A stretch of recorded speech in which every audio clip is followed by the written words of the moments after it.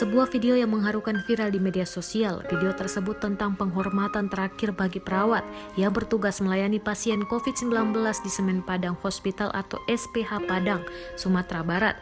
Video yang dibagikan akun Instagram @pdg24jam dengan durasi 59 detik itu sudah dilihat lebih dari 12.000 kali pengguna hingga Rabu 17 Juni 2020 pukul 9 waktu Indonesia Barat. Video itu diawali dengan gambar ucapan belasungkawa atas meninggalnya perawat SPH Risa Afrina pada Selasa kemarin.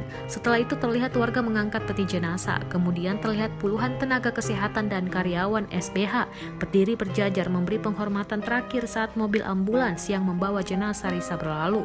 Direktur Utama SPH Farhan Abdullah yang dihubungi Kompas.com membenarkan kejadian itu. Menurut Farhan, Risa meninggal dunia saat bertugas melayani pasien COVID-19 pada Selasa kemarin sekitar pukul 11 waktu Indonesia Barat. Saat bertugas, almarhum tiba-tiba terjatuh. Salah seorang pasien memberitahu petugas dan kemudian dilakukan tindakan. Namun nyawanya tidak dapat ditolong, kata Farhan saat dikonfirmasi Rabu. Menurut Farhan, almarhumah diduga terkena serangan jantung. Namun demikian, pihaknya tetap melakukan tes swab untuk mengujinya. Farhan menyebutkan Risa baru bertugas di SPH selama 3 hari. Kemungkinan tertular COVID-19 kecil karena baru 3 hari tugas, namun kita tetap melakukan tes swab.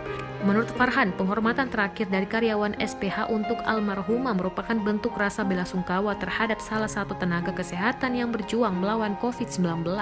Farhan berharap pemerintah memberi apresiasi dan penghormatan bagi Risa dan tenaga kesehatan lainnya yang meninggal dunia dalam menjalankan tugas melawan COVID-19.